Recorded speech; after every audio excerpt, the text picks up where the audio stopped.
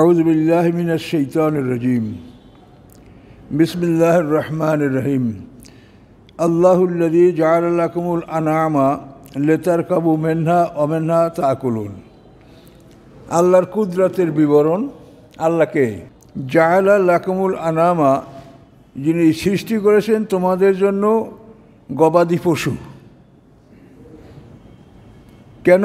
লিতারকাবু মিনহা, এর কতগুলির উপরে তোমরা সওয়ার হও, আরোহণ করো, ওয়া মিনহা তাকুলুন, আর কতগুলি তোমরা খাও। যেমন ঘোড়া, গাধা, খচ্চর, এগুলি আরোহণ করার জন্য, আর খাওয়ার জন্য গরু, ছাগল, ভেড়া, এগুলো আমরা খাই। তো এ কথা বলছেন যে এগুলি কে সৃষ্টি করছে? এগুলি আল্লাহ সৃষ্টি করেছেন। আল্লাহর কুদরত দেখে আমরা আল্লাহর উপর ঈমান আনব। এই জন্য আল্লাহ তাআলা বিভিন্নভাবে তার পরিচয় আমাদেরকে দিচ্ছেন।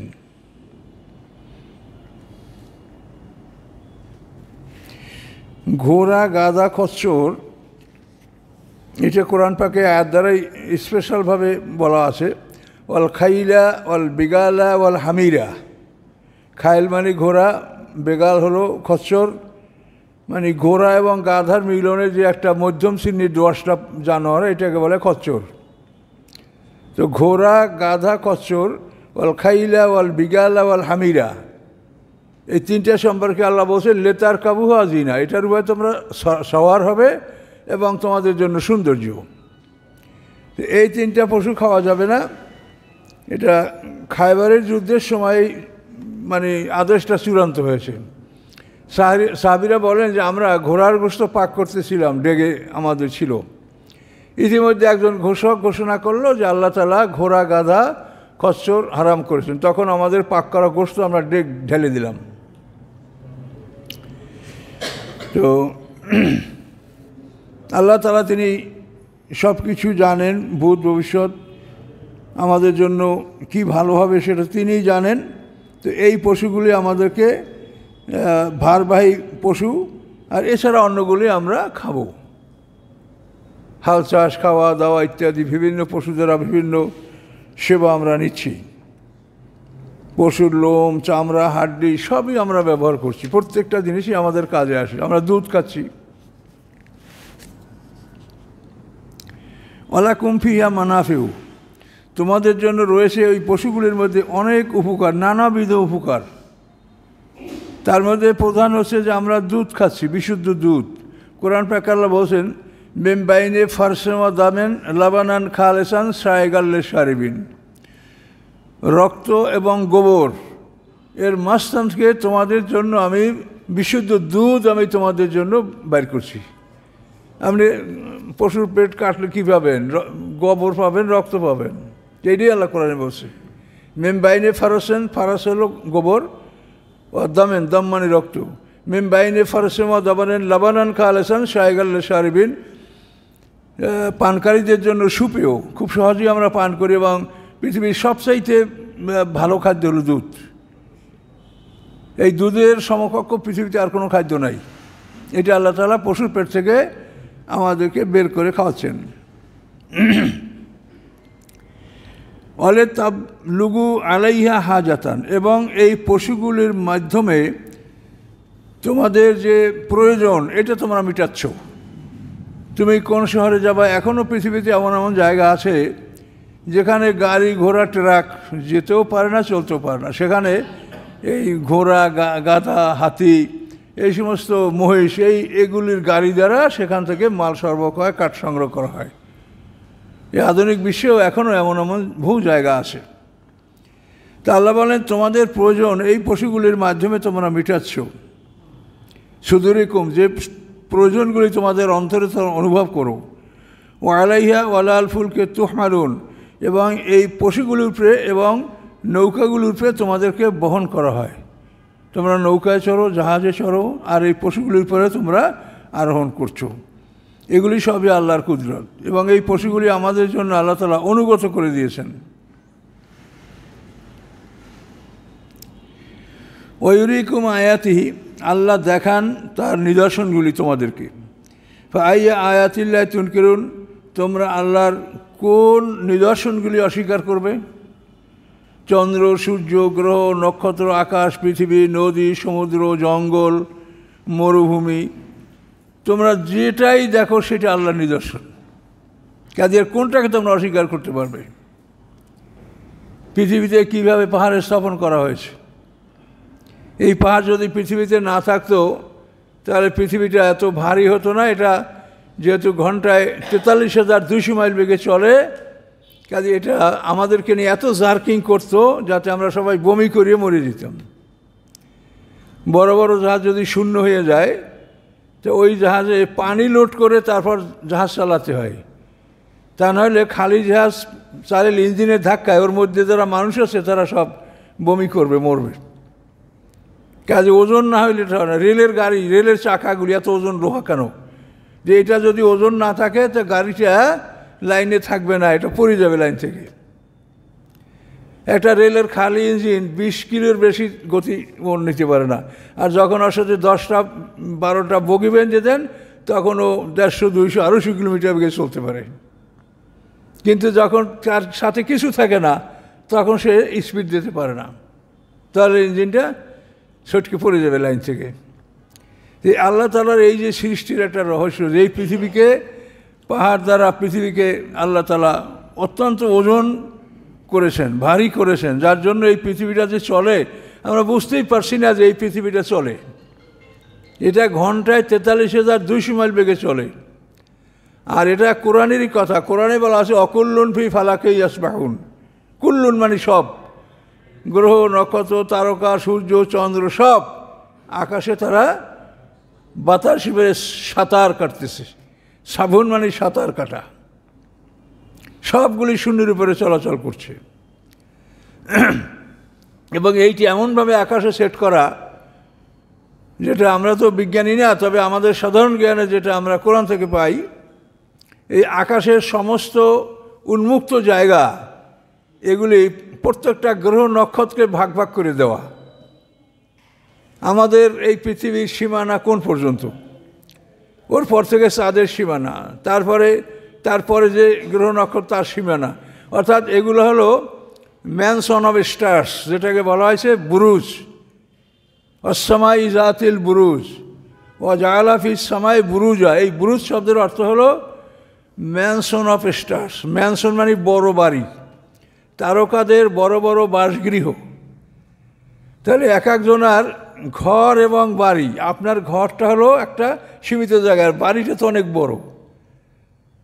আমাদের সব বাড়িঘর যাদের গ্রামে আছে, এক একজনের বাড়ি, বাপদাদার বাড়ি 15-20-30 বিঘার উপর একটা বাড়ি বা আরও বড় বাড়ি আছে। তো ওই রকম গ্রহ নক্ষত্রগুলি, ওই গ্রহ নক্ষত্রগুলির মধ্যে আল্লাহ তাআলা আকাশের সমস্ত উন্মুক্ত জায়গা যেটা, এটাকে ভাগ করে দিয়েছে। আর 1 ইঞ্চি জায়গাও মানে বেদখল কেন, সব দখলে আছে, সীমানা করা আছে। এইখান থেকে এই পৃথিবী, এই চাঁদ, এইখান থেকে একটা জিনিস আপনি ছাড়লে এটা পৃথিবীতে পড়বে, এর উপরে গিয়ে যদি একটা জিনিস ছাড়েন সেটা চাঁদের উপরে যেয়ে পড়বে। এই জায়গাটার নাম হলো গ্র্যাভিটি। এবং এই জায়গাটা এমন একটা জায়গা, এইখানে কোনো যন্ত্র কাজ করে না। এই পৃথিবীর থেকে যখন মানুষ চাঁদে যায় তখন ওইখানে গেলে তার কোনো যন্ত্রের কাজ করে না। তখন ওই জায়গাটা ভেদ করার জন্য ওটাকে বিজ্ঞানের ভাষায় বলা হয় লুনার মডিউল। ওই ক্ষেপণাস্ত্র মানে যে আকাশযান যেগুলি থাকে, এই আকাশযানের সাথে লুনার মডিউল ফিট করা থাকে। ওইখানে যাওয়ার পরে সবই রিমোট, এরা ওইখানে গেলে তখন ওই লুনার মডিউল বাস্ট করে, বাস্ট করার পরে ও এত জোরে ধাক্কা দেয়, এই ধাক্কা, এই গ্র্যাভিটিটা মানে আকাশ পৃথিবী এবং চন্দ্রের যে মাঝখানের যে গ্র্যাভিটি, এই জায়গাটা ওই ধাক্কায় ওটা পার হয়ে যায়, ছিদ্র করে ওটা ধাক্কায় পার হয়ে যায়। আর ওপাশে গেলেই আবার ইঞ্জিন অটো স্টার্ট। এই গ্র্যাভিটিটা পার করে ওপাশে গেলেই ইঞ্জিন আবার অটো স্টার্ট, আবার চলতে থাকবে। তো আল্লাহ তাআলা এই কুদরত যে তার, কীভাবে তিনি আকাশ পৃথিবী সাজিয়েছেন। আল্লাহ বলছেন আমার কোন নিদর্শনগুলি তোমরা অস্বীকার করবে। এখন এই নিদর্শনগুলি তো আপনাকে দেখতে হবে, এর নাম হলো গবেষণা। আপনি এইটা চিন্তা ভাবনা করলে আপনার অন্তরে আল্লাহর প্রতি গভীর বিশ্বাস সৃষ্টি হবে, পরকালের প্রতি বিশ্বাস সৃষ্টি হবে, আপনার ইবাদতে আপনি মজা পাবেন, মন আপনার এদিকে আসবে। আর এই সবগুলো যদি না বোঝেন তাহলে এটা কিছু না, মনে করবে যে মসজিদে আসি নামাজটা পড়িয়ে তাড়াতাড়ি দৌড় দিতে পারলে হইল। আর যদি মনের অবস্থা এটা ভালো হয় তাহলে আপনারা এখানে শান্তি পাবেন। মাছ যেরকম পানির মধ্যে শান্তি পায়, একজন মোমেন মসজিদের মধ্যে সেই রকম আরাম বোধ করবে। তো আল্লাহর এই কুদরতগুলি আল্লাহ বলছেন যে আমার কোন নিয়ামতকে তোমরা তুনকিরুন, তোমরা অস্বীকার করবে, যেদিকে তাকাবে সেদিকে আমার কুদরত। তো এই যে আকাশের এই যে ব্যাপারটা, এটা আমিও খুব আগে আমি বুঝতে পারি না, কোরআন গবেষণা করতে করতে আমাকে আল্লাহ তাআলা এই জ্ঞানটা দিয়েছে। আমি এটা আগে আমারও জানা ছিল না। অসময় জাতিল বুরুজ ও জারাফিস সময় বুরুজা, এটা কিন্তু দেখেন ওই যে যারা জ্ঞানীরা তর্জমা করছে তারা লেখছে ওখানে বুরুজ অর্থ লেখছে কী যেন বলা হয়, জোডিক্যাল সার্কেল। জোডিক্যাল সার্কেল মানে কি, এটার বাংলাটা কি? বাংলাটা হলো এই যে আছে না, এই যে সিংহ রাশি, রাশিচক্র, মিথুন রাশি, সিংহ রাশি, তুলা রাশি, এই 12টা রাশি আছে না, কিন্তু ওনারা লেখছে এই বুরুজ মানে রাশিচক্র। কিন্তু এইটার উপরে আমি গবেষণা করে দেখলাম যে না, তো রাশিচক্র এই রাশিটা এটা একটা জ্ঞান, কিন্তু এটা হলো জ্যোতিষবিদ যারা তারা এই জ্ঞানটাকে আবিষ্কার করছে বা তারা এটা স্বীকৃতি দিয়েছে, কিন্তু কোরআন বা হাদিস তো এটা স্বীকৃতি দেয় নেই যে রাশিচক্র বলতে কিছু আছে। তো তখন এই কোরআন বোঝার জন্য যে বিষয়গুলি, আমরা যে সমস্ত জটিল জায়গা, এগুলা একজন খ্রিস্টান লেখক মার্মাডুক পিকথ্যাল, এই মার্মাডুক পিকথ্যালের যে ইংরেজি তর্জমাটা, এইটার দ্বারা আমরা কোরআন শরীফের এই জটিল শব্দের অর্থগুলি আমরা এটার থেকে সমাধান পাই। এই মোহাম্মদ মার্মাডুক পিকথ্যাল উনি খ্রিস্টান, ওই অবস্থায় উনি কোরআন তর্জমা লিখেছেন, কিন্তু পরে উনি ইসলাম গ্রহণ করছেন। তো এটা যদি আপনারা পান এই তর্জমাটা, আমার কাছে একটা কপি আছে, বহু পুরানো, কাগজ নরম হয়ে গেছে এখন। এগুলো হয়তো মার্কেটে আপনি হয়তো নাও পেতে পারেন, অথবা ঢাকা যদি আপনি চকবাজারে খোঁজ করেন, বা আমি এটা ইন্ডিয়া থেকে সংগ্রহ করছিলাম। তো এই ধরনের গ্রন্থে আপনি এই সমাধানগুলি পাবেন। এই মার্মাডুক পিকথ্যাল বুরুজ শব্দের অর্থ লাগছে ম্যানসন অফ স্টার্স। উনি না বললে এই কথাটা আমরা বুঝতে পারতাম না। তাহলে এগুলা বিভিন্ন গ্রন্থ, বিভিন্ন লেখক এদের লেখাগুলি স্টাডি করবেন এবং আপনার জীবনটা এখানে আরাম পাবে, শান্তি পাবে কোরআনের মধ্যে। কোরআনের মধ্যে আপনার মনটা শান্ত হবে, আপনি মনে শান্তি পাবেন। এই জন্য যে আমার তর্জমা যদি আপনারা পড়েন, তো আপনি বহু জায়গায় যেগুলি আমার সাথে অনেক বড় লোকে, অনেক সিনিয়র লোকে, আমার শিক্ষকরাও যেগুলি লেখছে, তার মধ্যে অনেক এরকম জিনিস আছে যেটা ঠিক হয়নি। এটা ভুল ধারণা। এটা হলো আল্লাহর কোরআনের সঠিক ব্যাখ্যা করা, কোরআনকে সঠিকভাবে বোঝা। হয়তো আমার কত ভুল থেকে গেছে, হয়তো আমার সেইটা যারা ভালো চিন্তা গবেষণা করবে তাদের কাছে আমার ভুল ধরা পড়বে। এজন্য কাউকে আমরা আন্ডার এস্টিমেট করি না, এবং আপনারা এটা মনে করবেন না। বুরুজ, তো আল্লাহ বললেন, আল্লাহ তাআলা তার নিদর্শনগুলি দেখেন। এই সৃষ্টির নিদর্শনটাই তো আমাদের কাছে আশ্চর্য, যে আমরা, আপনার বাড়ি কোথা, ঠিকানা কি? আপনি তো চলার উপরে আছেন, তো আপনার ঠিকানাটা কি? আপনি তো থেমে নাই। আপনি একটা বড় জাহাজে থাকেন, এই জাহাজটা 32 তলা, এখন আপনি ওই কোন তলায় আপনার কি আছে সেইখানে আপনি চিঠি লেখেন বা সেইখানে আপনি যোগাযোগ করেন, 32 তলা জাহাজে আছেন। আর আপনি এই পৃথিবী একটা বিশাল জাহাজে আছেন, গতিশীল, তাহলে আপনার ঠিকানাটা কোথায়?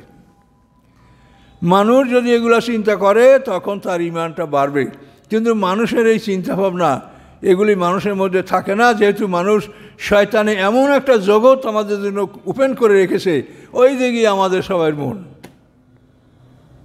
যুবকরা মনে করে যে নামাজ পড়ে তাড়াতাড়ি ওই ফাংশনে যাইতে হবে, নামাজ পড়ে এটা একটা নিয়ম কানুন, বাপদাদাই পড়ছে, আমরাও পড়ি, আমি মুসলমান, কিন্তু মন এখানে নাই। মন হলো আমার সেই ফাংশনে যাইতে হবে। তো এই জন্য এগুলি আপনারা, আমি আপনাদেরকে বারবার অনুরোধ করছি যে আপনারা জীবনের বাকি সময়টা কোরআনের পিছনে ব্যয় করেন।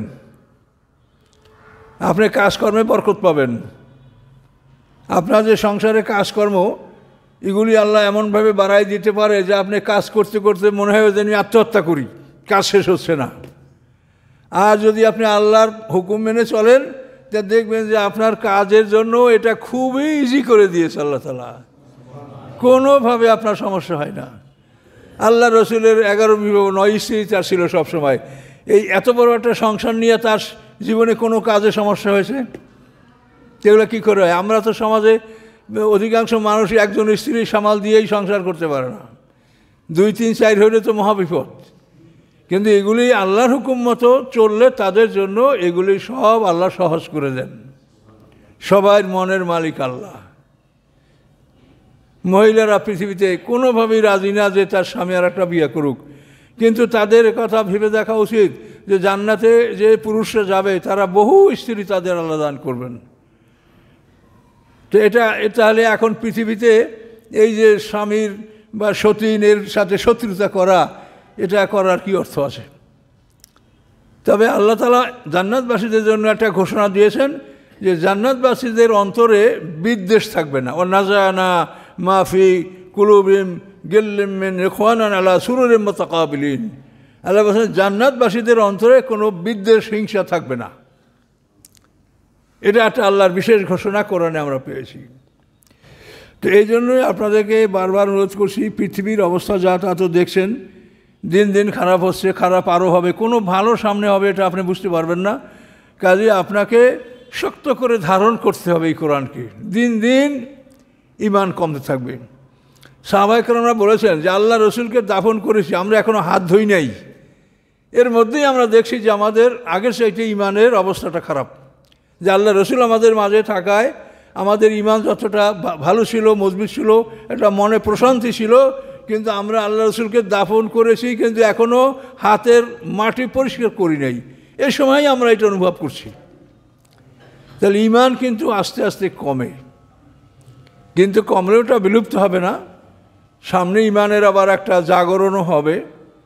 ইমাম মাহাদি আসবেন, ঈসা আলাইহিস সালাম আসবেন, পৃথিবীতে মুসলমানদের একটা ইজ্জত সম্মান এটা আসবে। কিন্তু সেটা কখন আসবে আল্লাহ ভালো জানেন, আসবে অবশ্যই। তো কোরআনের উপর আপনারা গবেষণা করেন, কোরআনকে পড়েন। আমি কখনো চাই না যে সমাজে মানুষের একটা বোঝা হোক, চাপ, যে আপনি এই বইগুলো আসে আরও বই হোক। এই জন্য আমি প্রথমে কি বলছিলাম যে সিরাত আপনার রাহিকুল মাকতুম পড়েন, আমার কাছে যারা চাইছেন এটাই বলছি। কিন্তু পরে আমি নিজে রাহিকুল মাকতুম পড়ে দেখি যে তার মধ্যে এমন কিছু সমস্যা আছে, এটার সমাধান দেওয়া উচিত। এই জন্য আমি আবার নিজে সিরাত লিখেছি। আমি অত বড় লিখি নাই, কিন্তু আমি ছোট লিখেছি, কিন্তু এর মধ্যে আপনার সমস্যাগুলো সমাধান পাবেন ইনশাল্লাহ। আবার এই তাফসিরের তর্জমার ব্যাপারেও এই যেটা আমি বললাম যে অন্যরা যেটাকে বললেন জোডিক্যাল সার্কেল, রাশিচক্র, এই রাশিচক্র, বুরুজ মানে রাশিচক্র, এটা কেমন একটা কথা কন। এরকম আরও অনেক মারাত্মক মারাত্মক বিষয় আছে এর মধ্যে, যে ভুলগুলি এদের মধ্যে আছে। এগুলো আপনারা পড়লে দেখবেন। আর আমার এই তর্জমা নিয়ে আমি যদি আল্লাহ কোরআন শরীফের তাফসির আপনাদের মধ্যে শেষ করার তৌফিক দেয়, তাহলে এর মধ্যেই যথাস্থানে আপনারা পাবেন জিনিসগুলো, যে কোন কোন জায়গায় ভুলগুলো হয়েছে।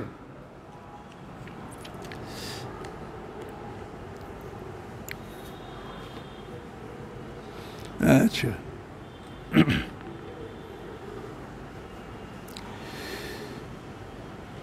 আফালাম ইয়াসিরু ফিল আরদি, তারা কি পৃথিবী ভ্রমণ করে না, ফায়ানজুরু, এবং তারা কি দেখে না, কাইফা কানা আকিবাতুল লাযিনা মিন ক্বাবলিহিম, কিরূপ হয়েছে পরিণাম তাদের যারা এদের আগে ছিল। এই মক্কাবাসীদের আগে যারা ছিল তাদের পরিণামটা কি হয়েছে তা কি দেখে না। কানু আকসারা মিনহুম, তারা সংখ্যায় ছিল এদের চাইতে বেশি, ও আসাদ্দা কুয়া, শক্তিতে ছিল এদের চাইতে কঠিন শক্তিশালী, ও আসারান ফিলার, এবং পৃথিবীতে তার অনেক স্মৃতি রেখে গেছে, দালান কোঠা, শিক্ষা, সংস্কৃতি, অনেক স্মৃতি রেখে গেছে। ফামা আগনা আনহুম মা কানু ইয়াকসিবুন, অথবা তাদের উপার্জন তাদের কোনো উপকারে আসে নাই। তাহলে এগুলি মক্কাবাসীরা যদি সিরিয়ায় যায়, তারা তো ব্যবসা অনিবার্য, সিরিয়ায় তাদের যেতেই হতো। সিরিয়ায় গেলে প্রতিমধ্যে হিজির অঞ্চলে তারা সামুদ জাতির ধ্বংসাবশেষ দেখতে পাবে। তাদের পরিত্যক্ত বাড়িঘরগুলি পাহাড় কেটে দালান করে, এগুলো দেখতে পাবে হিজির অঞ্চলে। আরও উত্তরে গেলে লুত সম্প্রদায়ের ধ্বংসের স্থান তারা দেখতে পাবে। দক্ষিণে যখন তারা ইয়ামানে সফর করতে যাবে তখন আদ জাতির ধ্বংসস্তূপ তারা দেখতে পাবে। এই যে বেহেশত বানাইছিল না সাদ্দাত, এ কিন্তু আদ জাতির লোক। এই আদ জাতির লোক এই সাদ্দাত বেহেশত বানিয়েছিল। বেহেশতের নাম দিয়েছিল জান্নাতে আদন, হ্যাঁ, এডেন গার্ডেন, চিরস্থায়ী জান্নাত। তো এইখান থেকে ওই দেশের নাম রাখা হয়েছে এডেন। এই জান্নাতে আদন, আদন থেকে এডেন, এবং উপসাগরের নাম এডেন উপসাগর। এবং এইটা করছে সাদ্দাত, ওখানে বেহেশত বানাইছিল। 300 বছর বসে সে বাড়ি বানাইছিল, কিন্তু আল্লাহ তাকে ঢুকতে দেয়নি এই বাড়িতে। মিস্ত্রি খবর দিয়েছে যে আপনার বাড়ি রেডি, আসেন। তখন ঘোড়ায় সওয়ার হয়ে বাড়ির কাছে গেছেন, কিন্তু বাড়ির কাছে যেয়ে বাড়ি দেখেছেন, কিন্তু ঢোকার সময় আজরাইল দেয় না, তোমার সময় নাই, এই এখানেই তোমার সমাপ্তি। কি করার আছে বলেন? আমাদেরও তো এরকমই হবে। আমরা কি অবস্থায় আসবে, যখন আসবে আমাদের কোনো হাহু কিচ্ছু বলার কোনো ক্ষমতা থাকবে না। আজরাইলের ঘেরান পাওয়ার সাথে সাথে সমস্ত শক্তি রহিত হয়ে যাবে, কোনো কিছু বলা করার ক্ষমতা থাকবে না। কাজে এগুলি সত্য, আমরা চোখে দেখছি। এই জন্য মৃত্যুর অপর নাম হল ইয়াকিন। মৃত্যুর অপর নাম ইয়াকিন। ওয়াবুদ রব্বাকা হাত্তা ইয়াতিয়াকাল ইয়াকিন, দৃঢ় বিশ্বাস। মৃত্যুর সময় আপনি সব বিশ্বাস করবেন, ফেরেশতা আছে, জান্নাত আছে, জাহান্নাম আছে, আল্লাহ আছে, সব বিশ্বাস করবেন। আর বলবেন কি, রব্বের জিউন, আল্লাহ আমারে ফিরিয়ে দেন, লালি আমালু সালিহান ফিমা তারাকতু, যে ভালো কাজগুলি একদিন করি নাই আমি করব, এখন আমারে ফিরিয়ে, আমারে ওরা নিয়ে যাইতেছে, আমারে আপনারা রাখেন, ফিরান। এই তো অবস্থা। আর মোমেনরা আল্লাহর কাছে বলবে রব্বি লাউলা আখারতানি ইলা আজালিন করিব। সে মোমেন কিন্তু নেকামল করে নাই, সে বলবে আল্লাহ আমাকে একটু সময় দেন, ফাসাদ্দাকা ওয়া কুম মিনাস সালিহিন, আমি সৎকার করব, আমি নেককারদের অন্তর্ভুক্ত হয়ে যাব। সবই কোরআনে স্পষ্ট বলা। এটা হলো ওই মোমেনরা বলবে যারা মোমেন হওয়া সত্ত্বেও হজ করে নাই। আমি জানি না আমার এলাকায় সবচেয়ে ধনী পরিবার যারা, মনে কর একটা পরিবারে 3400 বিঘা সম্পত্তির মালিক তারা, কিন্তু 32 বছর ধরে একাধারে চেয়ারম্যান, আমারও ঘনিষ্ঠ আত্মীয়, যাই হোক। তো হজ তার ভাগ্যে জোটে নাই। আমি তাকে বলছি যে আমার সাথে চলেন আপনি, আমি তো অসল ফেরাই, তারপর একটু আপনার সেই ভালো আছি না, এই না সেই না, এইরকম আমাদের এলাকায় যে সবচেয়ে ধনী পরিবার যে কয়টা, এর একটা পরিবার প্রধানও হজ করতে পারে নাই। তাহলে এগুলো কী হলো দেখেন। এখন অবশ্য হজের প্রবণতাটা আমাদের সমাজে অন্তত আল্লাহ ভালোই করেছেন, অধিকাংশ মানুষ হজ করার চেষ্টা করে, বা এখন যাদের হজ ফরজ তারা কেউই পিছনে থাকে না, সবাই হজ করার চেষ্টা করে। কিন্তু আমার বয়সের আমার যে অভিজ্ঞতাগুলো আমি দেখছি, তাতে ধনীরা কিন্তু হজ করতে সময় পায় নাই বা করে নাই, তাদের মনে আল্লাহ এটা জাগ্রত করে নাই। তো এই মতো অবস্থায় তারা বলবে কি, রব্বি লাউলা আখারতানি ইলা আজালিন করিব, হে আমার রব, যদি আপনি আমাকে সামান্য সময় অবকাশ দেন, ফাসাদ্দাকা ওয়া কুম মিনাস সালিহিন, আমি সৎকার করব, আমি সৎকর্মশীলদের অন্তর্ভুক্ত হব। এই জন্য যাদের হজ যখন ফরজ হয় তখনই করা ভালো। আর হজ আপনি করব করে বিলম্ব করেন, শরীর স্বাস্থ্য নষ্ট হয়ে গেল বা অর্থ সম্পদ হারিয়ে গেল, এরকম অবস্থায় যদি আপনি হজ না করতে পারেন, সেটা কিন্তু মহাবিপদ, ফরজ তরকের গুনাহ নিয়ে আপনাকে কবরে যেতে হবে। এই জন্য হজ যখন ফরজ হয় তখনই করা ভালো, অপেক্ষা না করে। এটা একটা ফরজ। আর হজ করিয়ে আসলে আপনাকে আল্লাহ লাগতে হবে, এই টেন্ডেন্সি যেন না থাকে, খবরদার। হজ একটা ফরজ, এবার আপনাকে করতে হবে, আপনি এটা করেছেন। তাহলে যদি আপনার হজ কাছে আল্লাহ দেখেন, তা আপনি নামাজ পড়েন, এই জন্য মুসল্লি লাগবেন না? আল্লাহ মুসল্লি সায়েম, রোজা রাখছেন, এটা লেখা লাগবে না? হ্যাঁ, অনেকে এটা মানে আমি জানি না, আমার এলাকায় আল্লাহ না লাগলে সে রাগ করে, আমার নামে আল্লাহ লেখা হইল না কেন। তাহলে এগুলি চিন্তা করেন, যেগুলি আমাদের ভুল, এগুলি আপনি তাদেরকে বুঝিয়ে দেওয়ার চেষ্টা করবেন যে এই চিন্তাটা আপনার জন্য মস্ত বড় ভুল, আপনাকে আলহাজ কেন লিখতে হবে? হজ ফরজ, এটা আপনাকে করতে হবে, করেছেন, এরকম সব ফরজগুলোই তো আপনি আদায় করছেন। কাজে এই জন্য হজ করার মানে যে আপনার নামে আলহাজ একটা ডিগ্রি বাড়বে, এটা যেন না হয়। আল্লাহর উদ্দেশ্যে। আল্লাহ এটা ফরজ করেছেন, এই ফরজ আমল যাতে আমরা করতে পারি সেই নিয়তেই এই কাজ করতে হবে। তো আল্লাহ তাআলা বলেন স্পষ্ট কথা, এই কথার আর কোনো তাফসির করার দরকার হয় না।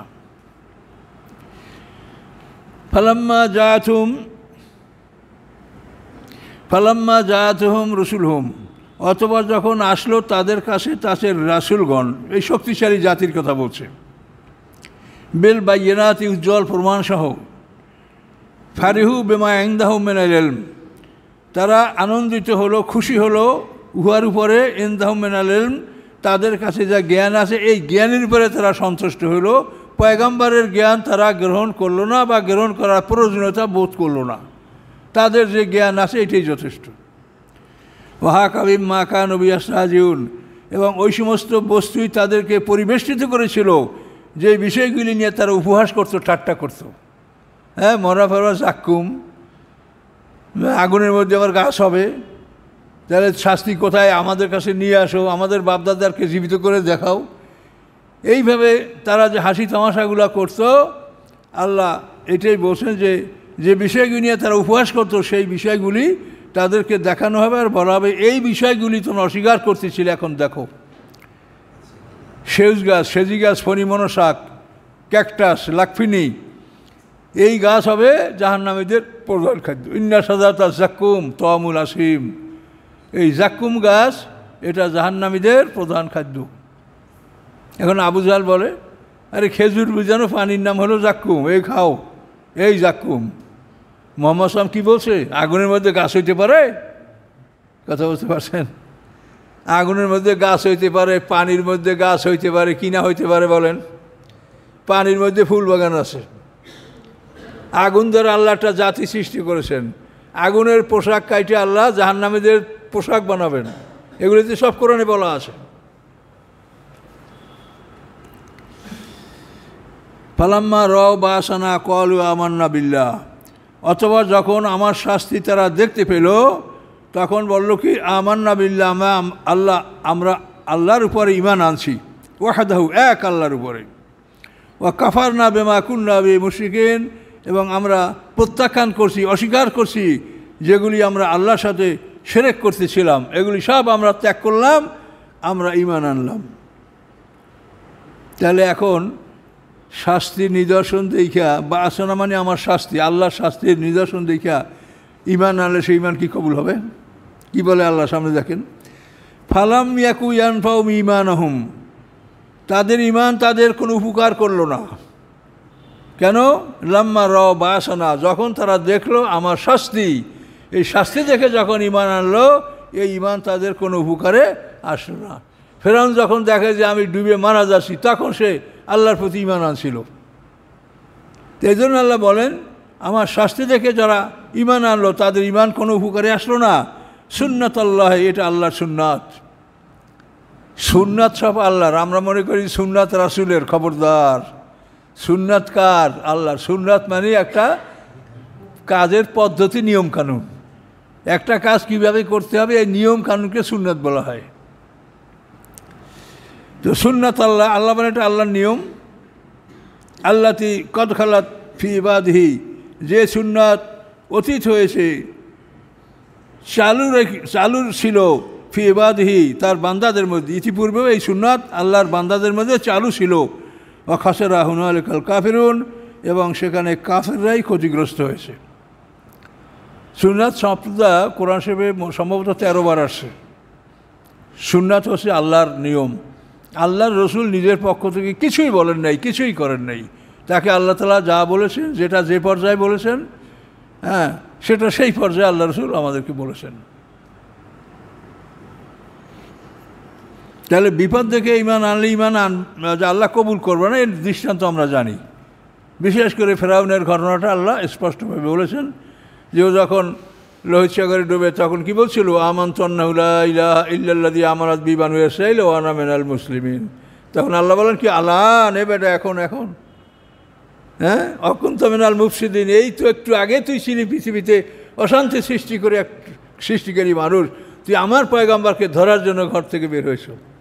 এখানেও একটা সুন্নাত। পয়গম্বরকে খুন করার জন্য কোনো মানুষ ঘর থেকে বের হলে সেই ঘরে ফিরে যেতে পারে না, এটা সুন্নত আল্লাহর। কথা বুঝতে পারছেন? পয়গম্বরকে খুন করার জন্য ঘর থেকে বের হলে তারা ঘরে ফিরে যেতে পারে, এটা কি আল্লাহর সুন্নাত। কেননা এই সালেহ আলাইহিস সালামকে খুন করার জন্য 9 নেতা আল্লাহর নামে কসম করে বাইর হয়েছিল না যে পয়গম্বরকে খুন করব। একটা পাহাড়ের কিনার থেকে যাচ্ছিল, একটা পাথরের খণ্ড পড়ে এক পাথরের তলে 9 নেতা শেষ। পয়গম্বরকে খুন করার উদ্দেশ্যে ঘর থেকে বের হলে ফেরাউন 10,60,000 মানুষ নিয়ে মুসা আলাইহিস সালামকে হত্যা করার জন্য বের হয়েছিল, তারা ঘরে ফিরে যেতে পারে নাই। পয়গম্বরকে খুন করার জন্য কোনো মানুষ ঘর থেকে বের হলে সে বাড়ি ফিরে যেতে পারে না। আল্লাহ রসুলকে হত্যা করার জন্য 2টা লোক আসছিল, একটা হলো ইরবাদ ইবনে রবিয়া, আর একটা হলো আমের ইবনে তুফাইল, আর একটা হলো ইরবাদ। আমের আর ইরবাদ, এই 2টা লোক, এরা পূর্বাঞ্চলে ওই অঞ্চলের লোক, বড় নেতা। এখন আমের আর ইরবাদ এই 2জনে আল্লাহ রসুলকে হত্যা করার জন্য পরামর্শ করে আসে। তো আমের খুব ভালো বক্তা ছিল, খুব ভালো কথা বলতে পারত। আর ইরবাদ ইবনে রবিয়া এ ছিল ভালো তলোয়ার চালাইতে জানত। এখন আমের বলছে যে আমি আল্লাহ রসুলের সাথে কথা বলবো, কথা বলতে বলতে কথার মধ্যে আমি তাকে একেবারে গভীরে নিয়ে যাব, এই সময় তুই তাই কেটে ফেলবি। তো এই পরামর্শে সে আমের ইবনে তুফাইল প্রথম আল্লাহ রসুলকে বলছেন যে আমি ইসলাম গ্রহণ করে আমাকে কী দেবেন আপনি? আপনার রাজ্যের অর্ধেক আমারে দিবেন আর অর্ধেক আপনার থাকবে। তো আল্লাহ রসুল বলছেন যে এটা আমার হাতে কিছু না, এটা আল্লাহর, আল্লাহ যা করেন তাই। তা আপনার পরে আমি আপনার পরে আমি রাজা হব, সেটা করেন। এই ধরনের আপত্তি আল্লাহ রসুল এগুলো কিছুই শোনেন নাই। পরে বলছে আপনি আমার সাথে একটু ওঠেন, আপনার সাথে আমি অনেক কথা বলবো। ঠিক আছে বলেন। এই কথা বলতে বলতে সে ইরবাদ ইবনে রবিয়াকে বলছে যে আমি কথার মধ্যে তাকে নিমজ্জিত করব, তখন তুমি আঘাত করবা। কিন্তু কথা বলতে বলতে একটা জিনিসের শেষ তো আছে, সমাপ্ত হয়ে গেল, কিন্তু আল্লাহ রসুলকে ইরবাদ আঘাত করলো না। এরপরে জিজ্ঞাসা করে যে আমি এত কথা বললাম, তুই কি করলি? কাজে আমি যখন তলোয়ার বাইর করি আল্লাহ রসুলকে আঘাত করব, তখন তোমার গর্দান দেখি, আল্লাহ রসুলের গর্দান দেখতে পাই, এখন কি করব? আঘাত করলে তুমি শেষ। তো এইভাবে সে ইরবাদ ইবনে রবিয়া বজ্রপাতে মারা গেল। আর আমের ইবনে তুফাইল সে কুষ্ঠরোগ হয়ে এক মহিলার বাড়িতে আশ্রয় নিয়ে সেখানে বসে সে মারা গেল, একজনও ফিরে যেতে পারে নাই। পয়গম্বরকে খুন করার জন্য ঘর থেকে বের হলে তারা ফিরে যেতে পারেন, এটা আল্লাহর সুন্নাত। তবে মুহাম্মদ সাল্লাল্লাহু আলাইহি ওয়াসাল্লামকে যারা হত্যার জন্য দারুণ উদয় পরামর্শ করছিল, এই লোকগুলা কিছু সময় ছিল বদর পর্যন্ত। বদরের দিন এরা সবাই তাহাতেক, মানে এই তলোয়ারের নিচে এদের সবার জীবন গেল। এই জন্য এগুলো আল্লাহর সুন্নাত, সুন্নাত আল্লাহ বলেন এগুলি আল্লাহর নিয়ম কানুন। এই নিয়ম পূর্ববর্তীদের মধ্যেও এই নিয়মটা অতীত হয়েছে, এবং সব জায়গায় হুনালিকাল খাসেরা হুনালিকাল কাফিরুন, কাফেররাই ক্ষতিগ্রস্ত হয়েছে। নবী রসুলরা কষ্ট পেয়েছে, কিন্তু ক্ষতিগ্রস্ত হয়েছে কাফেররা। নবী রসুলরা মোমেনরা তার বহু বিনিময় পাবেন। সূরাটা শেষ হয়ে গেল, সূরা মোমেন। এরপরে সূরা সাজদা, এসে সাজদা আছে, তার আগাবো একরকম নাকি এখানে থাকবে? সূরা সাজদা, হামিম সাজদা। আউযু বিল্লাহি মিনাশ শাইতানির রাজিম, বিসমিল্লাহির রহমানির রহিম। তানজিলুম মিনার রহমানির রহিম। তানজিল মানে অবতীর্ণ, রহমানুর রহিম দয়ালু আল্লাহ, যে আল্লাহ সকলের জন্য দয়ালু তার নাম হচ্ছে রহমান, আর যে আল্লাহ মুমিনদের প্রতি দয়ালু তার নাম হচ্ছে রহিম। আল্লাহ তাআলা দুনিয়াতে রহমান, আখিরাতে রহিম। রহমানুর রহিম আল্লাহর পক্ষ থেকে এই বাণী অবতীর্ণ। কিতাবুন, এটা লিখিত কিতাব। ফাসসালনাহু ফুসসিলাত আয়াতুহু, ব্যাখ্যা করা হয়েছে তার আয়াতগুলিকে। কোরআনান আরবিয়ান, আরবি ভাষার কোরআন। লিকাওমিন ইয়ালামুন, ওই জাতির জন্য যারা জ্ঞান রাখে। তো কিতাব মানে লিখিত, অর্থাৎ আল্লাহ তাআলা ওহী করেছেন, তিনি রাসূলের কাছে ওহী করেছেন, তিনি লেখার জন্য আদেশ দিয়েছেন। কাতেবে ওহী প্রায় 50 জনের মতো ওহী লেখক ছিলেন। তো এর মধ্যে সবচাইতে বেশি গুরুত্বপূর্ণ ছিলেন যায়েদ ইবনে সাবিত। ওনার কাছেই সবচাইতে মানে বেশি কপিগুলি উনিই করেছেন, অন্যান্যরাও কম বেশি করেছেন। আবু বকর সিদ্দিক, ওমর ফারুক, আলী রাদিয়াল্লাহু তাআলা সবাই কাতেবে হয়েছিলেন, এরা লিখছেন, মুখস্থ করেছেন। তা আল্লাহ বলেন এই কিতাবের আয়াতগুলি সম্পূর্ণ স্পষ্ট এবং আরবি কোরআন ওই জাতির জন্য যারা জ্ঞান রাখে। এবং এই কোরআন কি বাশিরা ওয়া নাজিরা, সুসংবাদ দানকারী, ভয় প্রদর্শনকারী।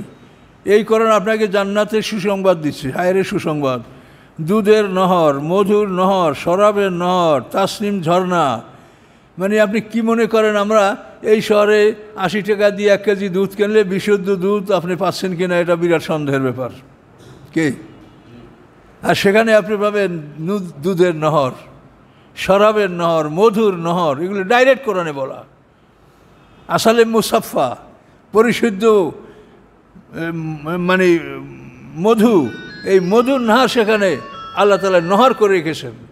এবং এগুলি সম্পর্কে যেটা কোরআনে বলা আছে যে আপনার হাতে, জান্নাতবাসীদের হাতে একটা লাঠি থাকবে, সেই লাঠি দ্বারা সে তার বাড়ির যেখানে ইশারা করবে সেইখানে ট্যাপ হয়ে যাবে।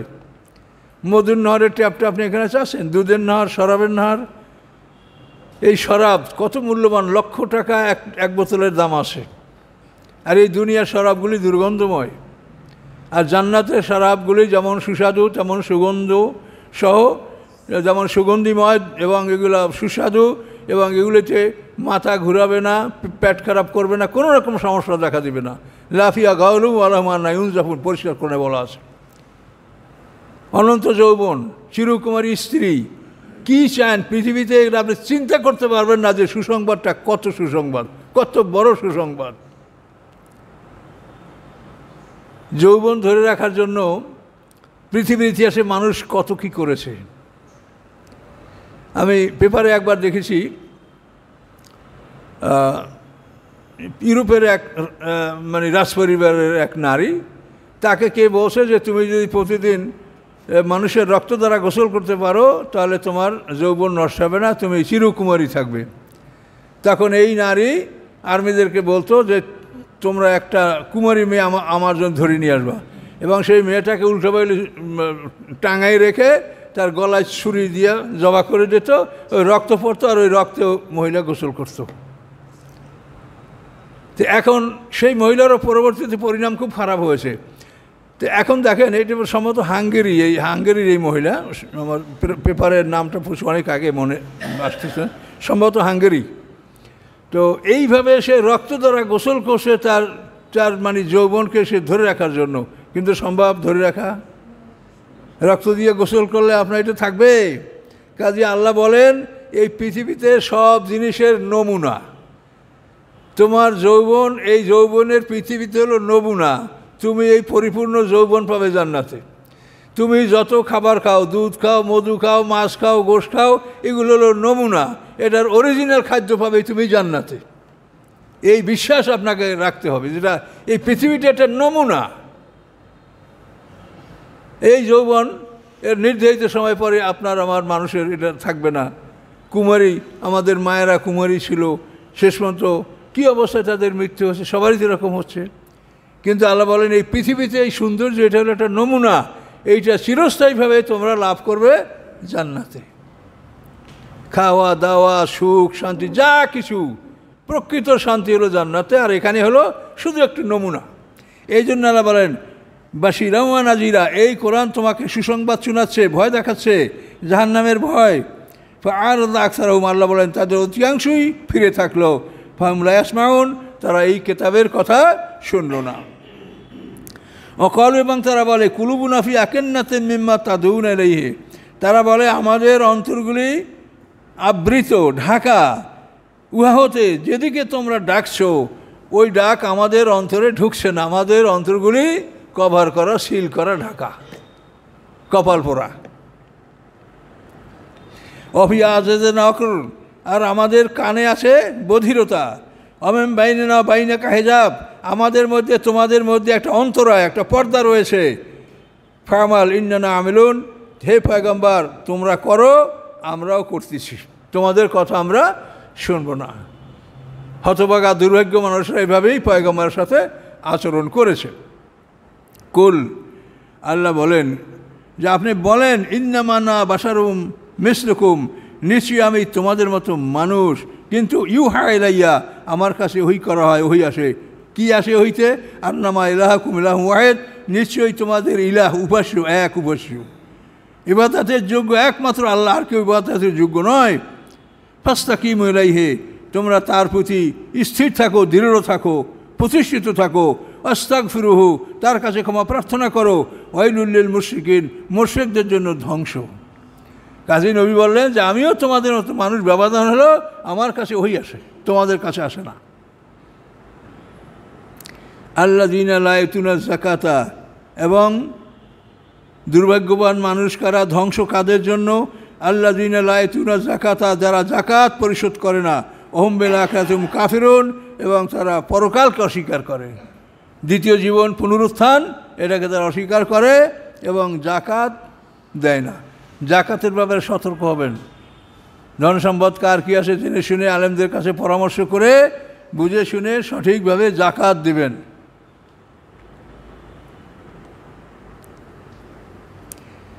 ইন্নাল্লাযীনা আমানু ওয়া আমিলুস সালিহাত লাহুম আজরুন গায়রু মামনুন, নিশ্চয়ই যারা ঈমান এনেছে এবং সৎকর্ম সম্পাদন করেছে। আমিলুস সালিহাত মানে ভালো কাজ করা, যোগ্যতাপূর্ণ কাজ করা। যে কাজে যোগ্য সেই কাজ, যোগ্যতা সম্পন্ন কাজ করার নাম আমলে সালেহ।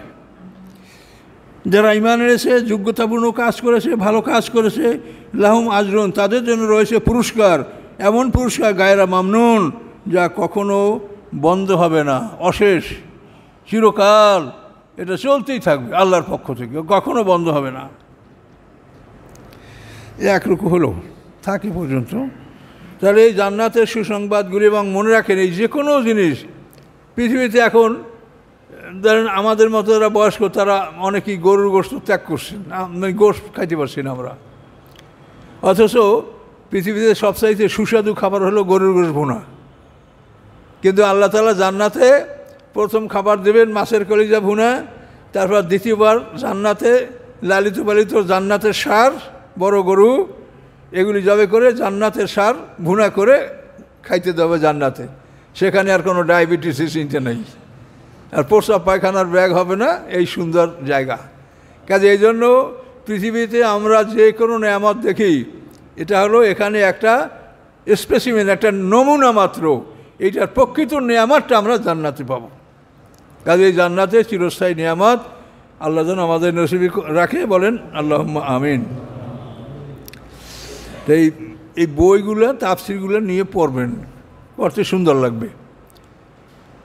অন্যান্য যত তাফসির আমাদের কাছে আছে এগুলো কিন্তু অন্য ভাষায় লেখা, আর আমাদের সরাসরি নিজের বাংলা ভাষায় লেখা, এটা আপনি অন্যরকম স্বাদ পাবেন।